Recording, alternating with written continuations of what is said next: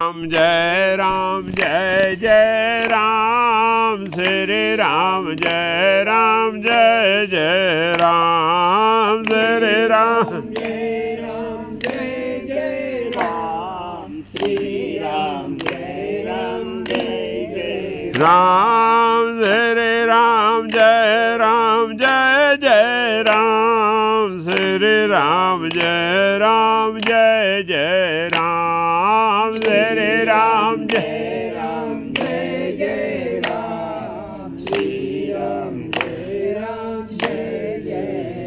बोलो गणेश भगवान की जय, श्री रामचंद्र भगवान की जय, सीता मैया की जय, सियावर रामचंद्र जी की जय, उमापति महादेव की जय, वृंदावन कृष्ण बलदाऊ जी की जय, श्री दत्तात्रेय भगवान की जय, पावन सुत हनुमान की जय, श्री गोस्वामी तुलसीदास जी महाराज की जय। बोलो सब संतन की जय जय सीताराम। हर हर महादेव। गजाननम भूत गणाधिसेवितम कपित जम्बो फल चारु भक्षणम उमासुतम शोक विनाशिकारिकम नमामि विघ्नेषु स्वरपाद पंकजम, नमामि विघ्नेषु स्वरपाद पंकजम, नीलाम्भुजश्यामलकोमलांगम सीता समारोपित भागम, पाणौ महासायक चारु चापम, नमामि रामम रघुवंशनाथम, नमामि रामम रघुवंशनाथम, नमामि रामम रघुवंशनाथम। सरस्वती महाभागे देवी कमललोचने विद्यारूपे विशालाक्षी विद्याम देहि नमोस्तुते, विद्याम देहि नमोस्तुते, विद्याम देहि नमोस्तुते।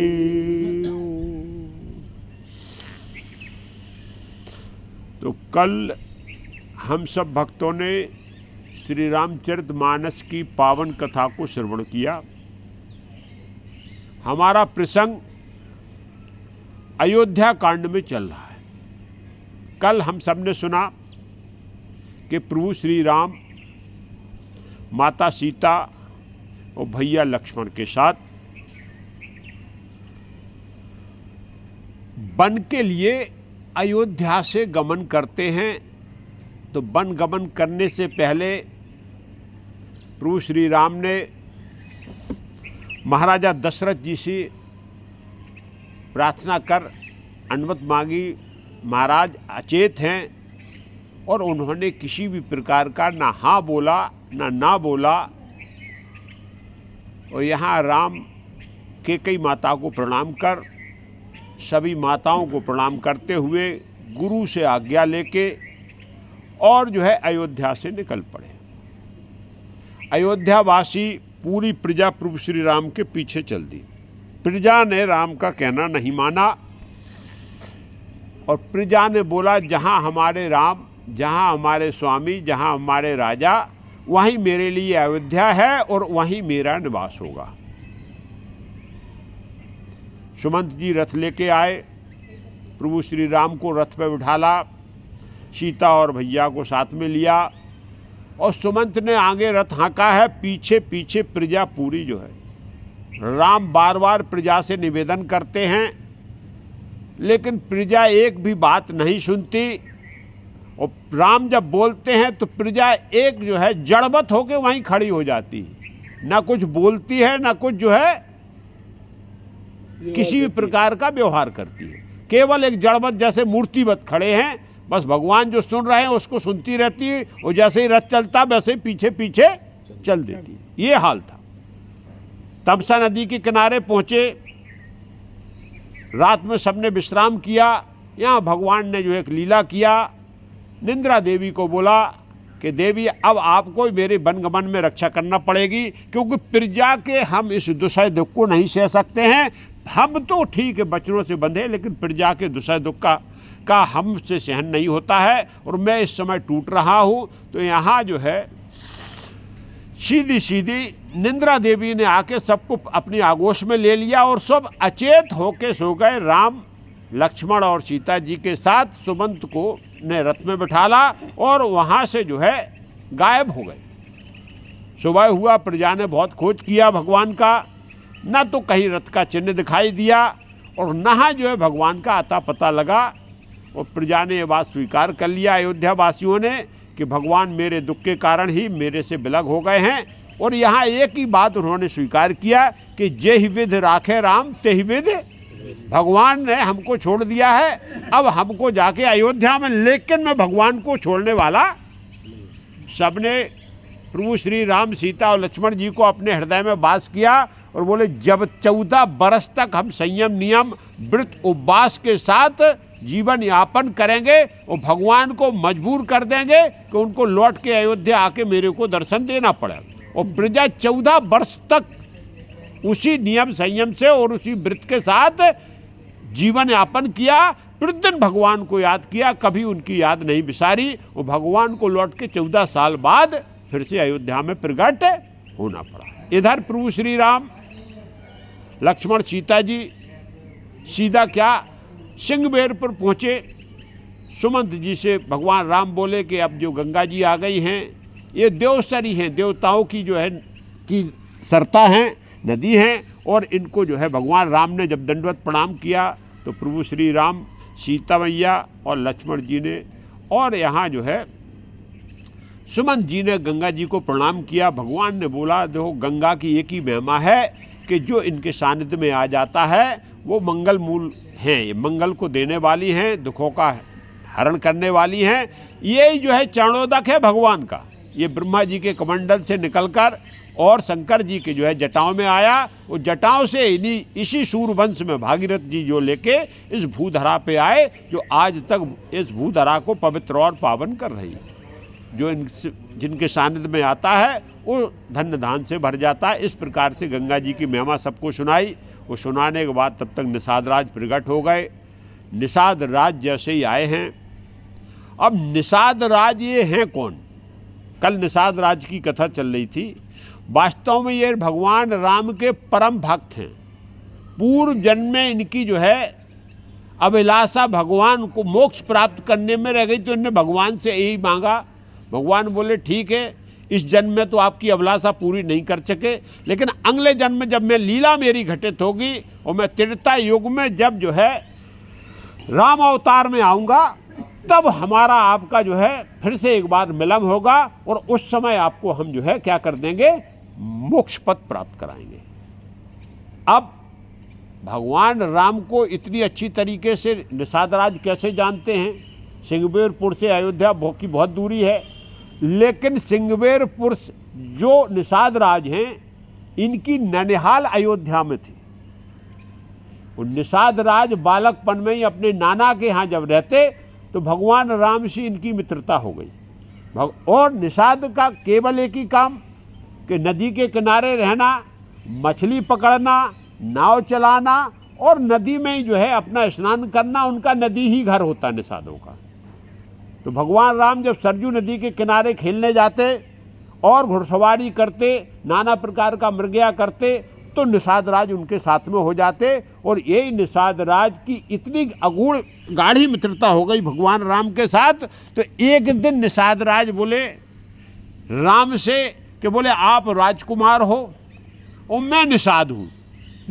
ये बालकपन में तो मित्रता चल रही है, अब जब आप राजा बन जाओगे तो हमको फिर तो ये मित्रता आपको, क्योंकि आप सिंहासन पे विराजमान रहोगे और मैं कहाँ, मैं निषाद, कोई मेरे को आपके दरवाजे में जाने भी नहीं देगा। बोले अरे, बोले ऐसा थोड़ा होता, हम तो मित्र को बराबर समझते। बोले अभी तक है बराबरी, लेकिन राजा बनने के बाद बराबरी। तो बोले भगवान ने वहाँ संकल्प कर लिया निषाद राज के लिए। बोले मैं पहले आपको राजा बनाऊंगा, बाद में मैं राजा बनूंगा। ये निषाद राज जो राजा है ना, निषाद कोई राजा नहीं बोले, लेकिन राजा क्यों है? ये भगवान राम ने ही राजा बनाया था उनको। कैसे? भगवान राम गए सीधे पिताजी के पास, दशरथ जी के पास, तो थोड़ा सा भगवान जो है कुछ मुद्रा उनकी दिखाई दी, तो महाराज दशरथ जी बोले क्या हो गया राम, आज कैसे आप चिंतित हो, क्या बात हो गई? तो उन्होंने बताया, बोले पिताजी एक बहुत बड़ा जो है महाराज क्या हुआ मेरे साथ। बोले मेरा मित्र है निषाद, और उसका जो है जन्म स्थान सिंगबेरपुर है, वो यहाँ ननिहाल में रहता है, वो मेरी बहुत परम मित्र है। परम मतलब जो है मित्रों से भी बढ़कर में, परम जो होता है जो हृदय से मिला होता है उसको परम बोलते। तो बोले क्या चाहिए उसको? बोले बोल रहा कि हम, आप राजा और हम जो है निषाद, और एक जो है दासत्व के भाव में हम रहते हैं, तो उसकी इच्छा ये है कि हम भी यदि राजा होते तो मित्रता जो है हो जाती, अच्छी मित्रता रहती। अब महाराज दशरथ तो राम के वचन को कभी जीवन में काटा नहीं। राम जो बोल दें, पहले कथानक में बता चुका कि महाराज मृत्युदंड देने जा रहे हैं, राम को देख के मृत्युदंड माफ कर दिया। इस प्रकार का व्यवहार था महाराज दशरथ का, क्योंकि राम को अत्यधिक प्रेम करते थे। वो बोले नहीं कोई बात नहीं राम, मैं आज से सिंगबेरपुर का उसको राजा डिक्लेयर कर देता हूं, उसको बुला के लेके आओ। राम ने अपने सखाओं से और निषाद को, बच्चे को बुलाया। महाराज दशरथ ने उसका वहीं अयोध्या में ही राज तिलक कर दिया, ननिहाल में ही राज तिलक किया। राज तिलक करने के बाद बोल दिया, बोले आज के बाद सिंगबेरपुर, क्योंकि वो तो चक्रवर्ती सम्राट है, उस सिंगबेरपुर जो है वो महाराज दशरथ की राजधानी के अधीन आता है, और दशरथ जी के अधीन। तो उन्होंने राजा डिक्लेयर कर दिया, बोले आज से निषाद इसका राजा होगा। और बाद में उसी को जो है सिंहासन मिला, और वो ही जो है राजगद्दी पे, वहाँ कहाँ निषाद सिंगबेरपुर में बैठा, वो ही राजा आज है। और वो ही जो है जब भगवान राम से मिलने आया है, और राम ने जब देखा कि अरे ये तो मेरा मित्र आ रहा है, और जब दंडवत प्रणाम किया तो उठा के छाती से लगाया। छाती से लगाने के बाद जो है नाना प्रकार से कुशल खैर पूछी भगवान राम ने। कल जो कथा हो चुकी, तो सिंगबेरपुर के बारे में बोले आपकी प्रभु कृपा से सब कुछ अच्छा चल रहा है, सब कुशलता, लेकिन अब मेरी कुशलता सबसे ज़्यादा बढ़ गई, क्योंकि आपके दर्शन हो गए, आपके चरणों को मैंने एक बार दर्शन कर लिया, अब प्राप्त कर लिया। अब हमारे यहाँ मंगल होने वाला है, क्योंकि यही होता है कि प्रभु जो कुछ भी ये साम्राज्य दिखाई दे रहा है, ये सब आपकी कृपा से आपका दिया हुआ है। मैं तो केवल आपका अभी भी, तब भी सेवक था और अभी भी मैं सेवक हूँ। और बोला प्रभु अब आप क्या करो कि अयोध्या से तो आपको वनवास हो गया है, लेकिन आप जो है सिंगबेरपुर के राजा बन जाओ। अयोध्या की, अयोध्या का राजा नहीं बनना ना आपको, आप सिंगबेरपुर में रहो, हम आपकी सेवा करेंगे, 14 साल यहीं आनंद से रहो। भगवान राम ने बताया, बोले मित्र आप जरूर अच्छी बात कह रहे हैं, हृदय को बहुत अच्छी लग रही है, क्योंकि मित्र यदि ऐसा बोले और इतना बड़ा त्यागी हो तो इससे बड़ी बात क्या हो सकती है। एक माँ है जिसने अपने पुत्र के चक्कर में अयोध्या से जो है देश निकाला करा दिया। एक मित्र है जो बोल रहा कि आप यहाँ के राजा बन जाओ, मैं राज छोड़ देता हूँ। यहाँ जो है भगवान राम बोले भाई दो का संकल्प है, एक तो मैं जो है सन्यासी हूँ, सन्यासी का एक ही काम है कि वो जो है फिर गांव घर द्वार नहीं, गांव में नहीं जाना। सन्यासी यदि है पक्का तो उसको किसी गांव में किसी शहर में जाना नहीं है। दूसरे सांसारिक संसाधनों का उपयोग नहीं करना जीवन में। भगवान राम बोल रहे हैं कि हम गांव के कुएं का पानी नहीं पी सकते, जो प्राकृतिक है, जो प्रकृति देने वाली है, हम उन संसाधनों का जीवन में उपयोग करने के लिए मैं उदासीन व्रत लिया हूं। उदासीन का मतलब संसार से त्याग के, उदासीन हो गया, अब संसार से मेरे को कोई लेना देना नहीं, जो सृष्टि दे रही, जो भगवान दे रहा सीधा, उसका है हम उपयोग जीवन में करेंगे। और आप तो बोल रहे हैं उसकी बात कि मैं जो है किसी धातु को छू नहीं सकता हूं। अब इससे बड़ी बात है, धातु को छू नहीं सकता हूं, और उस धातु, और तो फिर हम आपके यहां कैसे रह सकते हैं। अब निषाद राज जो है मजबूर हो गए, बोले प्रभु आपकी बात को हम तो काट नहीं सकते, लेकिन मैं तो सोचता था कि मेरा घर पार परिवार सब आपका सेवक है, आप यहाँ रहो। और वहीं शाम हो गई, और शाम को ही जो है क्या किया निषाद राज ने, जो है सब समाज के साथ निषाद दर्शन के लिए आए थे, भेंट भलाई जो लेके आए थे, फल फूल वहाँ सब रख दिए, और भगवान से बोले कि प्रभु अब आप कहाँ रहेंगे। बोले मैं यहीं रहूँगा, इस जंगल में, वन में रहूँगा। बोले ठीक है प्रभु। तो यहाँ गाँववासियों ने देखा निषाद राज भगवान राम से बात कर रहे हैं। इधर ग्रामवासी जो भी सिंहबीरपुर के हैं वो राम लक्ष्मण और सीता जी की छवि को देख के मोहित हो जाते हैं और बोलते हैं कि इनके माता पिता को क्या हो गया, इनको इस क्योंकि यौवन अवस्था में जो है इनको क्या कर दिया, सन्यासी बना दिया और देश निकाला कर दिया। अरे कोई अपने इस प्रकार के, अरे कोई कपूत हो तो ठीक है, लेकिन पूतों को कौन देश निकाला करता है। ये तो हमें ऐसे सपूत दिखाई देते हैं कि इनके केवल जो है दर्शन मात्र से हमको जो है आनंद आ रहा है, तो इनका व्यवहार कैसा होगा। यहाँ सब लोग धन करते हैं और राम के माता पिता को इनको धिक्कारते हैं कि किस प्रकार के माता पिता हैं। यहाँ जो है निषाद राज ने सुंदर सी दो जो है अपने हाथ से क्या किया, जो अपना ये कांस आता है ना, उसकी चटाई बना के वहीं जो है तैयारी किया और पेड़ के नीचे कहीं शीशम का वृक्ष बोला गया है और कहीं जो है अशोक का वृक्ष बोला गया, लेकिन वहीं पर भगवान के लिए व्यवस्था की गई और भगवान को दो चटाई तैयार कर दी गई और चटाई तैयार की है। कल कथा यहाँ तक हो चुकी थी। अब क्या बोला है कि वो क्या बोला है, ये सुमंत्र भ्राता सहित कंद मूल फल खाए, शयन किए रघुवंश मणि पाए पलोटति भाई। और यहाँ ये अवस्था हो गई, भगवान को निषाद राज देख देख के बहुत अंतर्मन से दुखी हो गए। चटाइयाँ बिछा दिया गया, सुमंत से भगवान राम बोले कि भाई दादा आप सो जाओ, उनकी व्यवस्था की गई, वहीं सुमंत सो गए, एक पर राम और एक पर सीता जी सो जाती है। लेकिन यहाँ लक्ष्मण जी अपनी सेवा में तुरंत लग जाते। लक्ष्मण जी ने भगवान राम के पैर जो है दबाना प्रारंभ कर दिया और पाँव पलटने का मतलब उनके पैर दबाना प्रारंभ किया। जब देखा कि भगवान राम अब जो है नींद के आगोश में आ गए हैं, तो लक्ष्मण जी ने पैर दबाना बंद किया और वहाँ से थोड़ी दूर जाकर एक ऊंचाई पे वीरासन लगाया और धनुष बाण को तान के वीरासन में, क्योंकि राम और सीता और सबकी रक्षा के लिए तैयार होकर बैठ गए। अब निषाद राज बोले बोले प्रभु आप नहीं सोओगे? बोले नहीं मैं नहीं सोऊंगा। बोले क्यों नहीं सोओगे? बोले मैंने व्रत लिया है। अभी भगवान जो है पूरी अयोध्या वासियों को जो सो गए तो सोते हुए छोड़ के चले आए, और मैं सो गया तो कहीं मेरे को भी छोड़ के न चले जाएं। अरे हाँ, निषाद राज बोला ये तो सही में चक्र है भगवान का, जो कि अभी अयोध्या वासी सो गए तो हम छोड़ के आ गए, और यदि हम सो गए, लक्ष्मण जी बोल रहे तो हम तो सोएंगे 14 साल तक नहीं छोड़ा, क्योंकि राम की सेवा करना मेरे को, और मैं तो ये जो है संकल्प लेके चला हूँ। और यहाँ लक्ष्मण जी ने निंद्रा को जीत लिया था, वो अलग कथानक है। लेकिन ये है कि हम जबल ने 14 साल तक लक्ष्मण जी सोए नहीं हैं, और लक्ष्मण जी ने भगवान राम के वहाँ खड़े होगा। निषाद राज ने सब सेवकों को बुलाया, बोले भाई ये घेर के हो जाओ, सब लोग घेर के रहना। भगवान रात में किसी को सोना नहीं, और भगवान राम कहीं से जाना चाहे तो मेरे को मतलब जाने नहीं देना है। निषाद राज ने क्या योजना बनाई, मित्र हैं भाई, और जो मित्र होता है कि इस समय हमारे मित्र पे विपत्ति आई है, अयोध्या का राज जाने दो।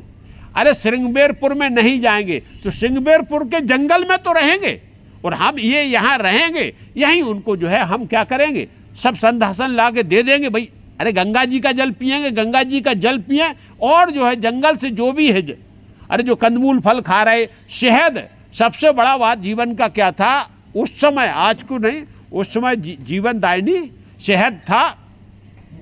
और उस शहद को जो है क्या किया है कि इस प्रकार से संसाधन लाके और जुटाने के लिए बोल दिया गया। बोले ठीक है, तो अब रात भर जो है पहरा लगा दिया, और पहरा लगाने के बाद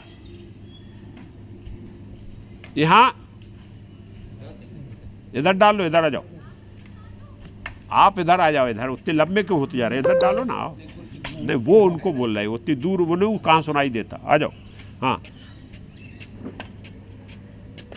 तो यहां जो है आपको सुनाई दे रहा क्या, आपको सुनाई दे रहा? हाँ, तो ठीक है। यहां निषाद राज ने पूरा जो है घेरा लगा दिया, सबको सतर्क कर दिया, और सतर्क करने के बाद जो है केवल जय श्री राम। यहाँ निषाद राज बहुत दुख में होके और अश्रुपात करने लगे। अब उनको क्या ध्यान, वो अपना जो दोस्ती, जो मित्रता, जो बालकपन में भगवान का व्यवहार और भगवान का इतना कृपायतन, इतनी बड़ी कृपा कि हमको राजा बना दिया, और आज भगवान जो है, जो सोने के सिंहासन पे बैठने वाले हैं, चंदन के पलंग पे सोने वाले हैं, और ये सीता और राम, सीता जी का ये कहा गया है कि सीता जी के मुख देखने के लिए देवता भी तरसते थे।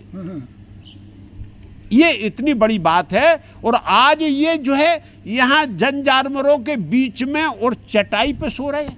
निषाद राज को ये बात जो है, और अश्रुपात हो रहा है, और अश्रुपात होने के बाद में लक्ष्मण जी की हालत देख रहे, बोले अरे, और ऐसा भाई जो है वीरासन लगा के जो है अपने भाई को सुला रहा और रक्षा के लिए बोला 14 साल तक हम जब तक बनो, तो मैं क्या कर दूं। और यहाँ निषाद राज ने एक बहुत ही क्या बोला कि अरे ऐसी कैकई माता ये बहुत ही अयोध्या के लिए कुल्हाड़ी बन गई, और इसने अयोध्या के जो है फलते फूलते वृक्ष को काट दिया। अरे ऐसी माता तो ना हो तो अच्छा है। और यहाँ निषाद राज कैकई माता को भला बुरा बोलने लगे। लक्ष्मण जी ने सुन लिया कि निषाद जो है विषाद में है, दुख में है, क्योंकि वो भगवान राम वो सीता की दशा को, क्योंकि मित्र है, नहीं सहन कर पा रहे, और कैकई माता को भला बुरा बोल रहे। तो निषाद राज को भगवान राम ने नज़दीक बुलाया, बोले भाई हमारे नज़दीक आओ। बोले आप इस प्रकार से गमगीन क्यों हो रहे हो, आप विषाद में इतने कैसे डूब गए हो, क्या हुआ आपके साथ। अरे बोले प्रभु मेरे साथ कुछ नहीं हुए, लेकिन मेरे प्रभु के साथ क्या हुआ आप देख नहीं रहे हो। अरे जो चंदन के पलंग पर सोते हैं आज जमीन में सो रहे, जिनके पैर देखना मुश्किल होता है, आज पशु पक्षी जन जानवर चींटी सब कोई चारों तरफ से घेर के भगवान को जो है यहाँ पड़े हुए हैं। अब इससे बड़ा विषाद मेरे लिए क्या होगा। तो बोले प्रभु, बोले हाँ भगवान को इतना बड़ा दुख, और फिर जगत जननी माता सीता को इतना बड़ा दुख। लक्ष्मण जी ने यहाँ जो है बहुत ही सुंदर संवाद आया है, लक्ष्मण और निषाद का संवाद। इसको बोलते लक्ष्मण गीता। जैसे भगवान श्री कृष्ण ने गीता का उपदेश दिया, ऐसे ही जो है लक्ष्मण जी ने जो है हाँ एक पूरे वेदों का जो सार है, जो तत्व है, वो गोस्वामी तुलसीदास जी ने जो है या लक्ष्मण और निषाद के संवाद में लाके खड़ा कर दिया। पहले तो लक्ष्मण जी बोले, अच्छा एक बात बताओ, ये तुम्हारे प्रभु श्री राम, ये माता तुम्हारी सीता, ये सो रहे कि जग रहे। तो निषाद राज बोले सो तो रहे, बिल्कुल एकदम मस्त सो रहे, कहीं कुछ हमने देख लिया।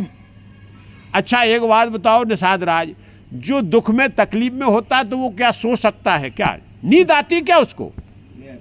बोले नींद नहीं आती प्रभु, ये बात तो सही है, और ये आनंद के साथ सो रहे। बोले अब ये भगवान की लीला भाई, अब ये वही समझ सकते हैं, लेकिन सो रहे हैं।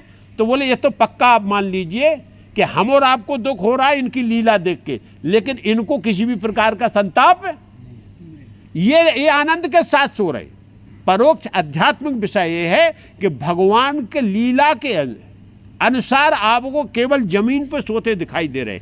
लक्ष्मण जी जो है क्या शेषनाग का अवतार है, वो भगवान की सैया क्या है, वो शेषनाग है, भुजग सेना में। भगवान कभी भी कहीं भी किसी न चंदन के पलंग पर सोते हैं न जमीन पर सोते, भगवान केवल शेषनाग के उस पर भुजग सेना में, और वो भगवान केवल जो है शेषनाग पर सोते हैं। तो बोले आपको नहीं समझ में आ रहा, भगवान अपनी लीला के लिए आपको दिखाई दे रहा है, जिससे हम और आपको दुख हो रहा, लेकिन भगवान आनंद में और ये सो रहे। और एक बात जो आपने बोला कि आप कैकई माता को बार बार दुख दे रहे हो, कैकई माता को बार बार आप क्या भला बुरा कह रहे हो। बोले निषाद राज, कोई भी किसी को कभी जीवन में दुख नहीं देता, सब कोई अपने अपने कर्म के हिसाब से सुख और दुख का भुगते हैं, ये जो है कोई किसी को देता नहीं है। इसी को गोस्वामी तुलसीदास जी ने बड़े सुंदर तरीके से बोला है, उसी को अपन जो है अभी सुनेंगे ध्यान से, एक एक चौपाई को। क्या बोला पिता जनक जग विदित प्रभाऊ, ससुर सुरेश सखा रघुराऊ, रामचंद्र पति सोबे देही, सोबत महि विधि बाम न केही। ये एक विचार किसका है? निषाद राज का है। निषाद राज क्या सोच रहे हैं कि जिनके पिता विदेह जनक जी हैं, जनक जी की भी कम मेहमा नहीं है, सीता जी जो जमीन पर सो रही है, जबकि उनके पिता कौन है? विदेह हैं, जो जनकपुर के राजा हैं, जो देवता उनकी शरणागति करते हैं। वो ऐसे ज्ञानी और विज्ञानी, उनकी पुत्री आज यहाँ सो रही है। और जिनके जो है ससुर कौन है? इंद्र के दोस्त थे। इंद्र जो है उनको खड़े होकर आधा सिंहासन देते, ऐसे इनके ससुर हैं।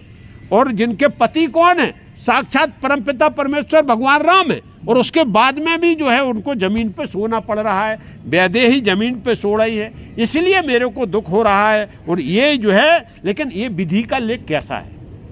विधि के लेख से कोई, निषाद राज भी विधि को सोच रहा है कि विधि के लेख से भी कोई बचता नहीं है। सिया रघुवीर के कानन जोगू, कर्म प्रधान सत्य कह लोगू। और ये क्या, राम और सीता बन की योग्य हैं क्या?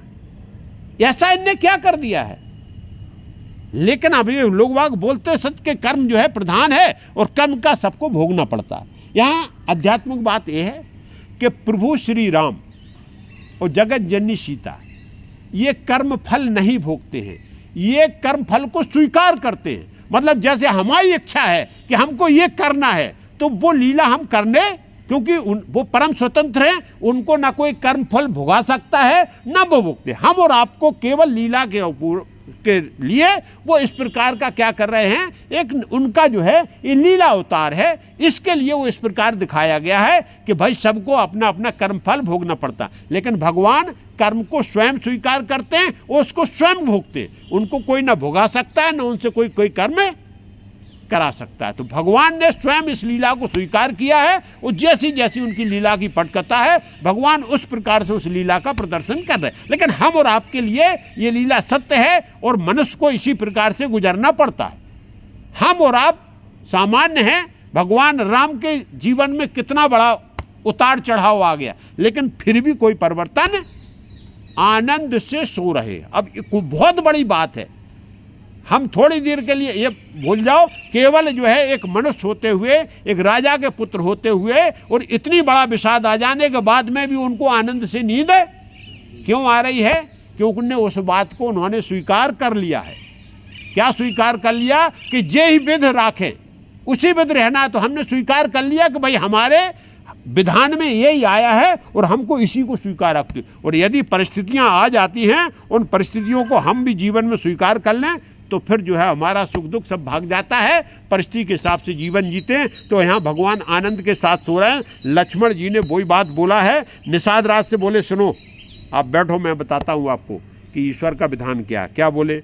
बोले लखन मधुर मृदुबानी, ज्ञान बैराग भगत रस सानी, काहू न को सुख दुख कर दाता, निज कृत कर्म भोग सब भ्राता। पहला सिद्धांत बताया लक्ष्मण जी ने। ऐसी वाणी है लक्ष्मण जी की जो वेद से युक्त है, वेदों से निकल के आई है। मतलब सार, यहाँ लक्ष्मण जी वेदों का सार बोल रहे हैं। बोले निषाद राज सुनो, कोई भी किसी भी को दुख नहीं दे सकता है। सब जीवन में, संसार में, ये भूलोक की बात हो रही है, देवलोक की बात नहीं, लेकिन संसार में सब अपने अपने कर्म को भोगते हैं। ना कोई किसी को सुख देता है, ना कोई किसी को दुख देता है। जैसा आप कर्म करोगे, बीजा बोया पेड़ बमूल का, तो आम कहाँ से खाएं? सीधी बात है। आप जैसा कर्म करोगे, यदि आप जो बो रहे हो, फसल जो बो रहे हो, वही आपको काटने को, यदि आप बमूल बो रहे हो तो फिर जो है आपको जो है आम खाने को। इसलिए सत्कर्म करो। हाँ, उपनिषद का एक वाक्य, हाँ, सुखस्य दुःखस्य न कोऽपि दाता, हाँ, परम परो ददातीति कुबुद्धिरेखा, अहम करोमीति वृथाभिमानः, स्वकर्म सूत्र ग्रथितो हि। हाँ, तो वो यहाँ गोस्वामी तुलसीदास जी ने उसी को चौपाई में लिख दिया। कोई अलग से नहीं आया। ये संसार का ये सत्य है और निष्ठ, इनको कोई आज तक काट नहीं पाया। जब तक ये भूधरा है, जब तक तब तक इन शब्दों को कोई काटने वाला नहीं है, न कटता है।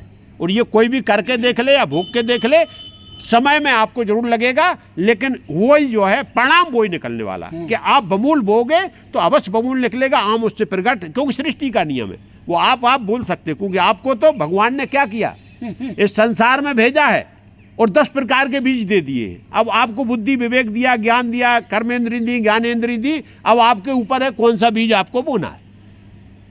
अब जिससे जो है जहर निकलता हो, अफीम निकलता हो, गांजा निकलता हो, उसको लगाओगे तो गांजे अफीम खाने को मिलेगा, और जिससे अच्छी चीज़ धन धान भोगे तो अच्छा चीज़ मिलेगा। यही जीवन का खेल यहाँ पर वही बोल रहे हैं कि निषाद राज आप चिंता मत करो, ये जो है भगवान का खेल है, ये कोई सामान्य है, जगत का नियम है, कोई जो जैसा करता है वैसा ही होता, कोई किसी को सुख दुख नहीं देता। दूसरी बात बोले, अब आपने देखा क्या है, जोग वियोग भोग भल मंदा, हित अनित मध्यम भ्रम फंदा, जन्म मरण जहाँ लग जग जालू, संपत्ति विपत्ति कर्म अरु कालू। ये संसार का बताया।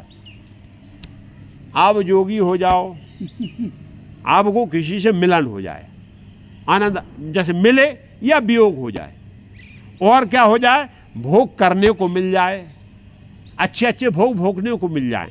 ये सब क्या है, हित अनहित, ये सब जो है संसार का एक रूपी फंदा है, और हम और वो आप उसी फंदे में बंधे हुए। जैसे क्या होता है कि हमारा प्रेम हो गया, आपसे मिलन हुआ, जब बिछोह हो गया तो हमको क्या होने लगता है, दुख होने लगता है। भोग भोगने को अच्छे मिल रहे हैं तो आनंद आने लगता है। और यही बस क्या हुआ है, संसार रूपी यही जो है क्या है, फंदा है।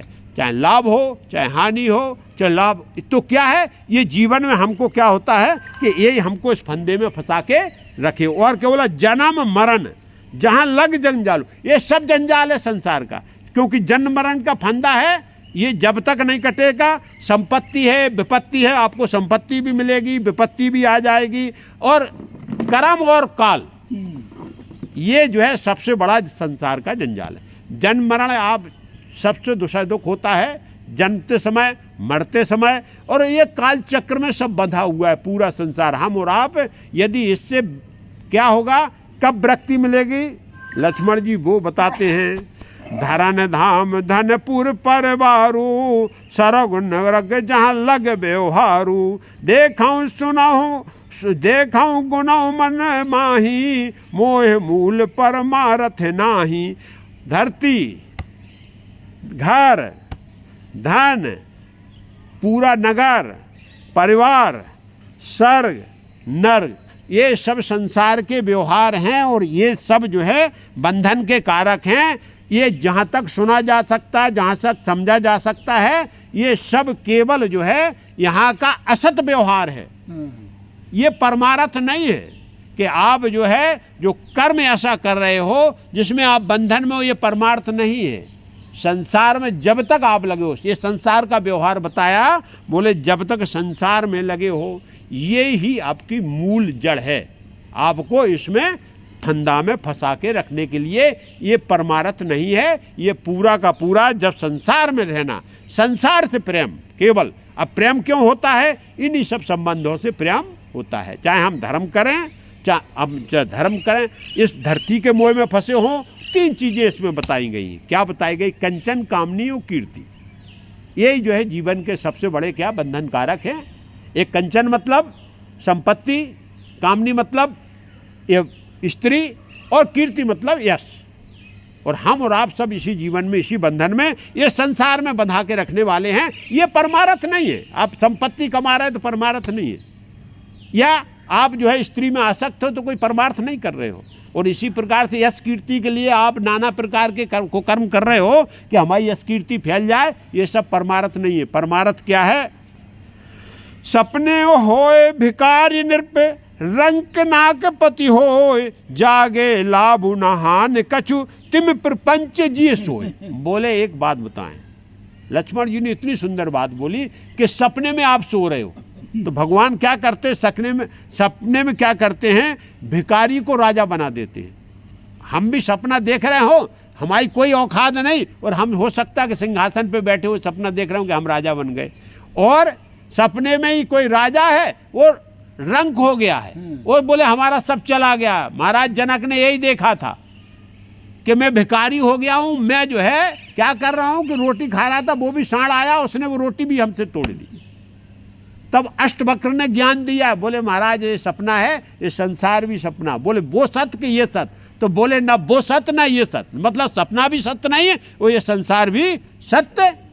क्या बोल रहे हैं? वही लक्ष्मण जी बोलते हैं कि भाई देखो ऐसा है, सपने में आप चाहे राजा बन जाओ और चाहे रंक बन जाओ। राजा रंक हो गया तो भी कोई फायदा होने वाला, क्यों? सपना टूटेगा तो आप पलंग पे सो रहे थे, जैसी अवस्था में थे वैसी अवस्था में।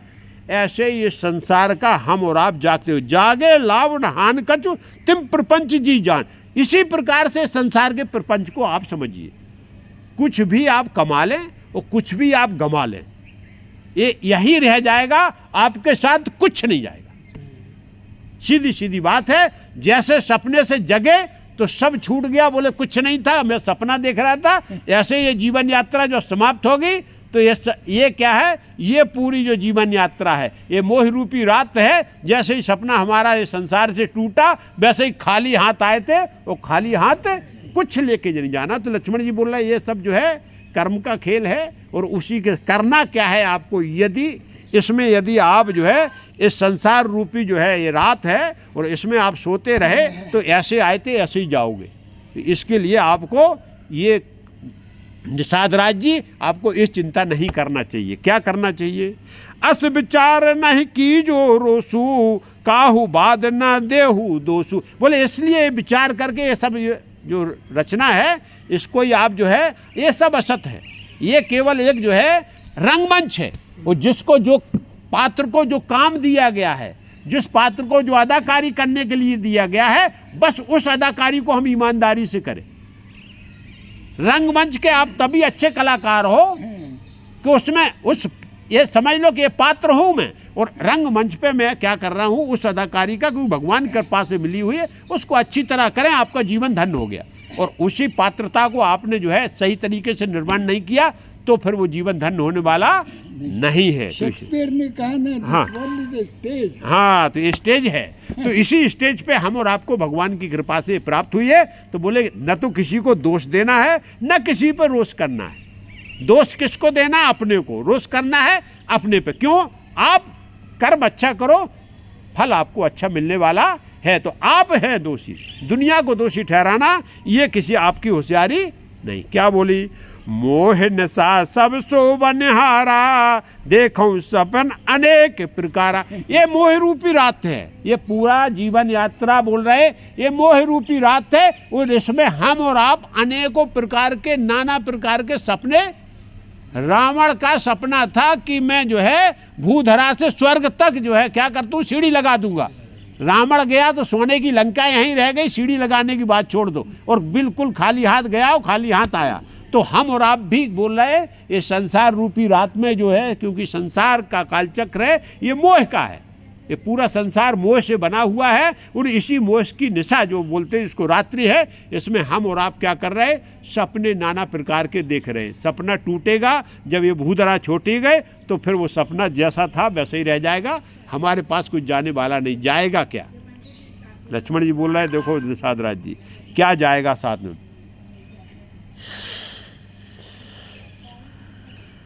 जान न हो तब जीव जग जागा, जब सब विषय विलास विरागा। और बोले क्या जाना?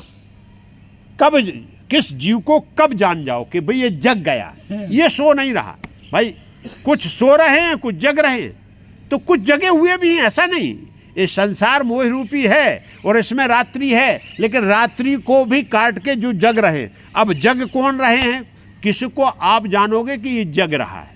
बोले जग कौन रहा है? जब सब विषय विलास विरागा, सभी प्रकार के विषय भोगों को त्याग दे, वो मान लो कि जागा हुआ है। विषय और भोग ही हमको संसार में बांध के रखे हुए। भोजन स्वास्थ्य के लिए, स्वाद के लिए नहीं। हम और आप जो केवल एक है, जहां आप स्वाद के लिए भोजन कर रहे हैं, फिर आपका विषय बन गया और वो भोग बन गया। काम संतान उत्पत्ति के लिए, काम तृप्ति के लिए नहीं। जो आप वो यदि तृप्ति के लिए आप यदि आसक्त हैं तो आप क्या होगा, विषयलीन हो गए हो और आप अपना जीवन नष्ट कर रहे। तो क्या करना, यहाँ छोटी सी बात है कि संसार में जो भी भगवान ने हम और आपको उपलब्ध कराया है उसका जीवन में केवल उपयोग करें, उपभोग नहीं करना है। बस विषय ऐसा नहीं, खाना नहीं छोड़ना है, लेकिन खाना के आसक्त देखना नहीं छोड़ना है। क्या छोड़ना? बुरा देखना छोड़ना है, सुनना नहीं छोड़ना।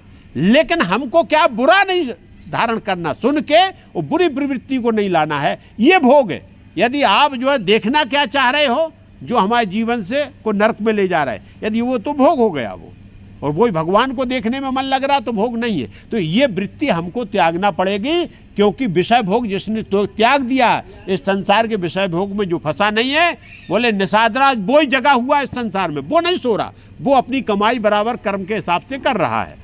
तो निषादराज बड़े जो है अब लक्ष्मण जी की एक एक बात बड़े ध्यान से सुन रहे हैं। क्या बोले? हो ये विवेक मोह ब्रह्म भागा, तब रघुनाथ चरण अनुरागा। और बोले जब हम विषय भोग त्याग देते हैं तो एक बहुत बड़ी बात बोली कि फिर आपको विवेक प्रकट हो जाता, विवेक प्रकट हो जाता है। विवेक और ज्ञान में अंतर है। ज्ञानी तो हो सकता है, लेकिन विवेकशील होना बहुत जरूरी है कि उस ज्ञान का हमको कहां और कैसे प्रयोग करना है। हमारे पास चक्कू है, अब चक्कू सब्जी काटने में इस्तेमाल करना है कि या किसी दूसरे को काटने में? चक्कू का ज्ञान है, जय श्री राम, बैठो। चक्कू का हमको ज्ञान है कि जो है वो क्या काटने के काम आता है। अब विवेक आपका ये करेगा कि आपको चक्कू से सब्जी काटना है या किसी की जान लेना है, ये विवेक। और जब ये विवेक भगवान की जब कृपा होती है, जब आप संसार के भोग छोड़ देते हैं, तो ये विवेक प्रकट हो जाता है कि भगवान ने जो मेरे को ज्ञान इंद्रिय दी है और ये कर्म इंद्रिय दी है, इनसे मेरे को क्या करना चाहिए और क्या नहीं करना। बिल्कुल आपको तुरंत जो है जाग कब होगा, लेकिन जब हम क्या हो जाएंगे, विषय भोग को त्याग के और सीधा जो है स्वच्छ हृदय हो जाएंगे, तो हमको स्पष्ट दिखाई देने लगता है। ठीक किस प्रकार से?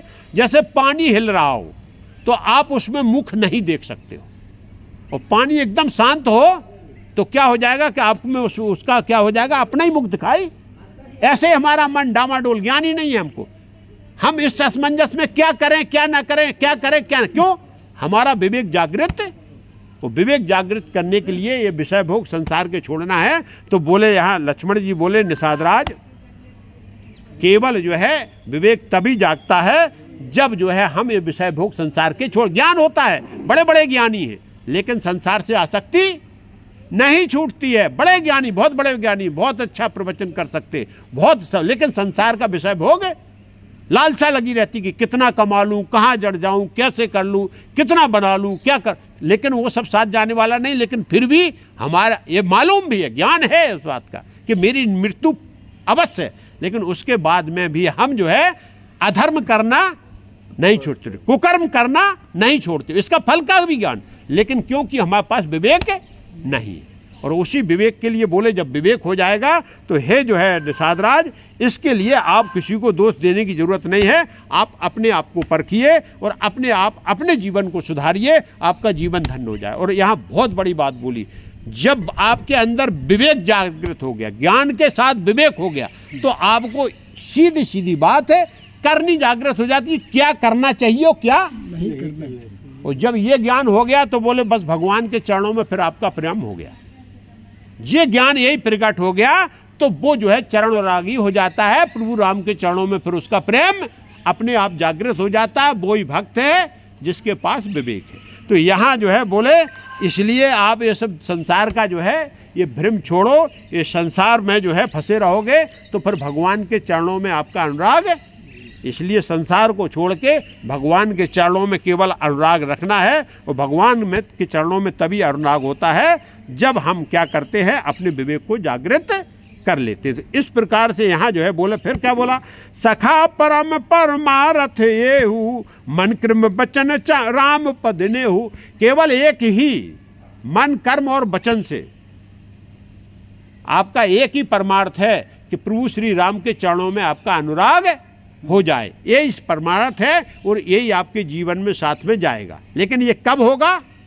जब पूरी ऊपर से नीचे तक की विधि आपको संसार के भोगों को छोड़ना है, विवेक को जागृत करना है और क्या करना चाहिए क्या नहीं करना चाहिए उसका ज्ञान हो जाए तो हमारा जो है भगवान के प्रति प्रेम हो जाएगा और यही हमारा सबसे बड़ा परमार्थ बन जाएगा। जब तक हमको जो है ये जागृत नहीं हुआ है तब तक फिर इस संसार में आपको भगवान से अनुराग होने वाला और फिर भगवान की तरफ पीठ दे के बैठना पड़ेगा। इस चीज़ को ध्यान में रखो। इसीलिए बोला गया कि सब चीज़ें एक साथ होना चाहिए। अब क्या बोला कि राम ब्रह्म परमारथ रूपा अभिगत अलख अनादि अनूपा। और राम जो है सामान्य नहीं, ये तुम देख रहे हो, ये लीला आपको दिखाई दे रही, भगवान ने ये लीला इसीलिए किया जाता है। भगवान का चरित्र किसी का भी चरित्र का दर्पण है ये, जो क्योंकि जिससे हमको उससे सीखने को मिले, जिससे हमको ज्ञान प्राप्त हो, जिससे हम अपनी जीवन यात्रा को सही तरीके से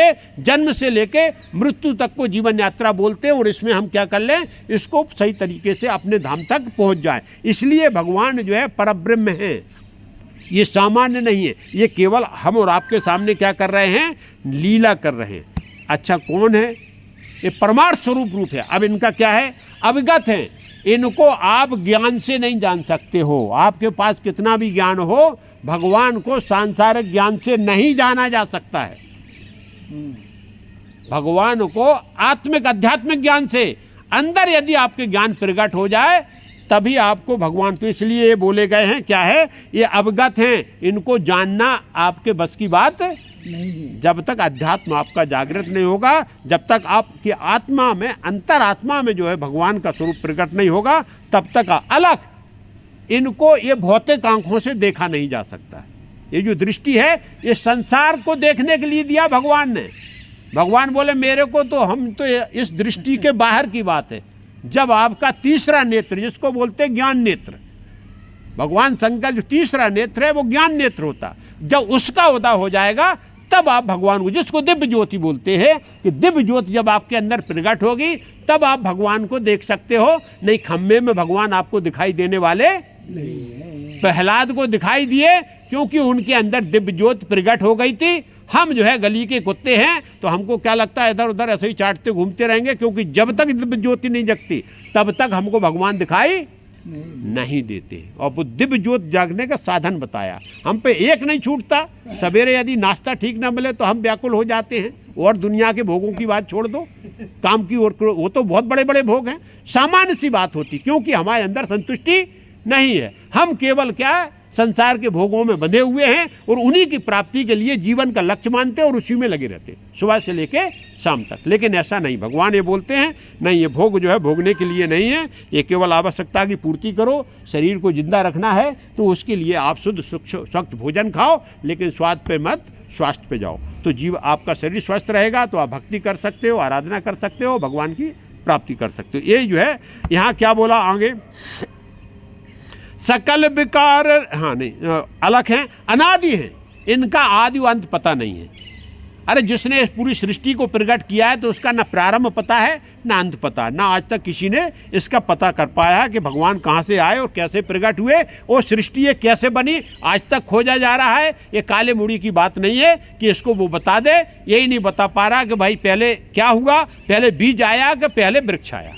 ये भगवान की लीला है। भगवान बोलते हैं हमको बीज प्रकट करना तो हम बीज प्रकट कर देंगे, वृक्ष प्रकट करना तो वृक्ष कर देंगे। ये भगवान, क्योंकि इसीलिए वो परम स्वतंत्र है। लेकिन हम और आप यही सोचेंगे कि बीज आया कि पेड़ आया, बीज आया और इसी में लगे। इसके लिए वो भगवान ने, पेड़ भी हमें दिखाई देता, बीज भी दिखाई देता, दोनों चीज़ें हो रही, प्रकट हो रही, तो उसको स्वीकार कर लो कि कोई बनाने वाला था, उसने बीज के साथ पेड़ पैदा किया है, पेड़ के साथ बीज, उसके पे हमें नहीं जाना है। स्वीकार कर लेना कि ये पेड़ को हम नहीं बना सकते हैं, ये भगवान के द्वारा प्रकट किया गया है। इसलिए हमको इस सृष्टि को स्वीकार कर लेना कि परमपिता परमेश्वर द्वारा इस सृष्टि का निर्माण किया गया है, वो सृष्टि उनके द्वारा प्रकट की गई। बस ये हमारा आपका इतना यहाँ तक ज्ञान है, इससे ऊपर न सोच सकते हो न जा सकते हो। इसके बाद बोले ये क्या है, अनादि है, अनादि के बाद अनूपा है, इनकी कोई उपमा नहीं है। संसार में परमपिता परमेश्वर परब्रह्म के लिए आप कोई उपमा खोजने जाओ तो कोई उपमा नहीं है, क्योंकि उनके जैसा कोई है ही नहीं, उनकी जैसी कोई शक्ति नहीं। जो संकल्प से हर चीज को प्रकट करने वाले हैं तो उनका कोई उपमा, ये उपमा रहते हैं। और सकल विकार, जितने भी विकार हैं संसार में, उन सब से रहते हैं। किसी भी प्रकार का उनके अंदर कोई विकार, बिल्कुल शुद्ध और पवित्र, जो इसको बोलते हैं भगवान शुद्ध और पवित्र हैं, किसी प्रकार का विकार नहीं। और एक बात और बोले, ये गत भेदा, इनमें कोई भेदभाव नहीं है। उनके समझ में इस पूरा संसार एक स्वरूप है, उनमें कोई किसी भी प्रकार का भेदभाव नहीं है। ऐसे भगवान हैं जिनको वेद नेति नेति कहते हैं, निरूपण जब करते हैं तो क्या उसकी थाह नहीं पा पाते। जब समुद्र की थाह नहीं पाते, बोले कितना गहरा, अरे बोले गहरे से गहरा है। ऐसे ही भगवान के बारे में बोलते हैं नेति नेति, इससे और इसके आगे कहाँ तक है। तो वेद भी आज तक जो है भगवान के बारे में स्पष्ट रूप से नहीं बता पाए कि वास्तव में भगवान क्या है। तो बोले निषाद राज, इसमें आप मत परेशान हो, बस एक ही काम करो कि भगवान की सृष्टि जो प्रकट हुई है, इसमें आनंद करने के लिए भगवान ने आपको प्रकट किया है। तो है जीवन का अच्छी तरीके से आनंद करो और उनके चरणों में अनुराग रखो। वो उनको जानने की जरूरत नहीं है, मानने की जरूरत है। आप मान लो, जानने की जरूरत नहीं है। जानना तो बहुत बड़ी बात है। आप अपने आप कोई नहीं जान पाएंगे, एक बाल ये कैसे उखाड़ के लगा दो तो नहीं जान पाते। इसलिए उनको जानने की जरूरत नहीं है। जीवन में उसको मान लो और शरणागति कर लो, जीवन धन्य हो जाएगा। नहीं किस नाली का कीड़ा बनने पड़े, किस डोर का कुत्ता बनना पड़े, कहाँ जाके हमको कौन सी गति मिलेगी। एक ही गति है। यदि हम और आप सब अच्छी गति चाहते हैं तो भगवान को केवल जो है जीवन में धारण करो। यहाँ ये जो है गोस्वामी तुलसीदास जी का सीधा वो है कि बोले और कुछ नहीं, भगवान को जानो मत, मान लो। और बस मानने में, क्योंकि जो संसार है यही भगवान है। ये सब सामने जो खड़ा हुआ है यही सब आपको भगवान के रूप में दिखाई दे रहा है। तो यहाँ बोला है वेद भी नहीं जान पाए तो हम और आपकी बात क्या है जो उनको भगवान को जान सकते। इसलिए निषाद राज, किसी को दोष मत दो, किसी का कुछ नहीं होता। कर्म का फल दुनिया भोग रही है, तो ये जो है लीला कर रहे हैं तो ये भी कर्म का फल मान लो, ये भोग रहे हैं। और राजा होते हुए, चक्रवर्ती सम्राट के पुत्र होते हुए भी आज जमीन पे वो शयन करके ये बात को बता रहे हैं कि जीवन में नाना प्रकार की कष्ट, नाना प्रकार की परेशानी आती हैं, लेकिन उन परेशानियों का सामना करते हुए आनंद के साथ सो जाओ।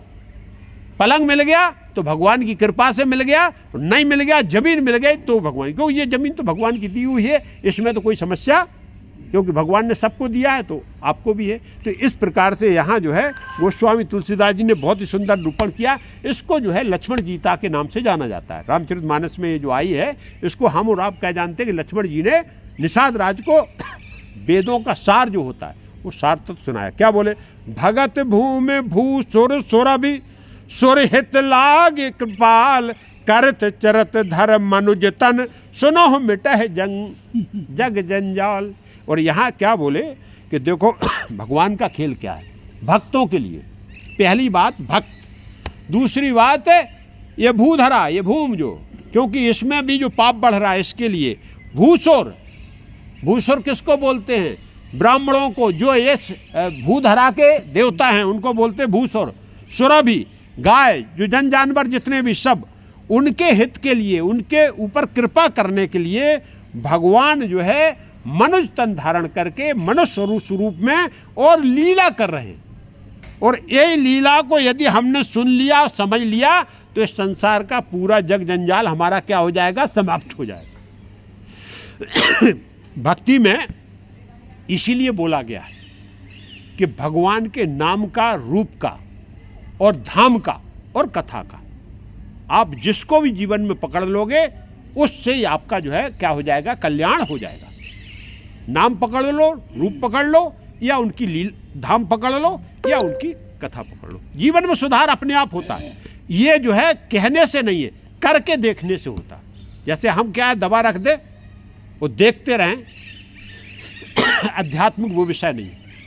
आध्यात्मिक एक विषय को जब तक उसको धारण नहीं करोगे, जब तक उसका, आप जैसे जाप की बात बताई गई, तो जाप को जब तक धारण नहीं करोगे, कहने सुनने से नहीं होता। बोले उससे क्या हो जाएगा, अरे जब किए ही नहीं तो पता कैसे लगेगा, जब करोगे तब उसकी अनुभूति होगी।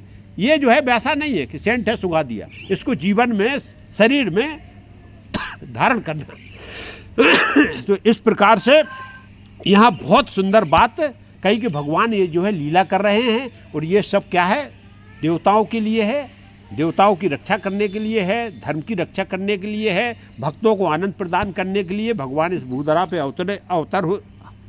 अवतरित हुए और उनकी लीला जो है इस प्रकार से चल रही। इसलिए इसमें भ्रम में मत पड़ो, इस संशय में मत पड़ो। ये संसार जो है संशय का ही खेल है। संशय में आप पड़ गए तो भगवान की लीला से आप विमुख हो जाओगे। तो यहाँ क्या बोले, सखा समुझ अस पर हरि मोहू, श्री रघुवीर चरण रत हो, कहत राम गुण भाभिन सारा, जागे जग मंगल सुखदारा। और ऐसे ही राम बोले, देखो एक भाई सखा, ये ध्यान रखो, इस संशय में मत पड़ो, इसको आपको त्याग दो, केवल सिया और रघुनाथ जी के जो है चरणों का ध्यान करो, उसमें ही आप चिंतन करो। और इस प्रकार से ज्ञान देते हुए लक्ष्मण जी और पूरी रात केवल भगवान की चर्चा में, भगवान के गुणगान में निकल गई। उस सवेरे जो है जो संसार को सुख प्रदान करने वाले भगवान और सिया राम वो जो है जगे हैं और इधर इनकी चर्चा रात भर इसी प्रकार से भगवत भजन में निकल। ये भगवती भजन है, भगवान की चर्चा ही भगवत भजन है। आप उसको गा के करो, कह के करो, पढ़ के करो, चाहे नाम गाओ, चाहे आप उनका रूप गाओ, चाहे आप उनकी कथा सुनाओ, या धाम में जाके जहाँ जो है वहाँ जाओ, सब जगह भगवान की कथा ही कथा है। तो इसको जीवन में धारण करें। या गोस्वामी तुलसीदास जी ने ये जो है लक्ष्मण गीता का जो यहाँ प्रादुर्भाव किया, जो प्राकट किया, ये लक्ष्मण जी के लिए, निषाद जात के लिए नहीं है, ये हम और आपके लिए है, कि हम सबके लिए है कि इसको हम जीवन में थोड़ा भी धारण करें तो मेरा जीवन क्या हो जाए, धन्य हो जाए। इसी के साथ आज कथा को यहीं विराम करते हैं। कल भगवान राम जो है केवट और भगवान राम का संवाद आएगा, बहुत सुंदर, बहुत भक्तमय, क्योंकि केवट भी परम भक्त है। एक भक्त मिला अभी भगवान राम का जो निषाद राज, अब दूसरा भक्त इसी यात्रा में मिलेगा, भगवान का अवतार हुआ केवट का होगा। तो बोले यहाँ कथा को विराम करते हैं। सियावर रामचंद्र की जय, उमापति महादेव की जय, पवन सुत हनुमान की जय, बोलो सब संतन की जय। जय सीताराम। आज के प्रवचन में हाँ हम सबके लिए उपयोग और उपभोग है। हाँ।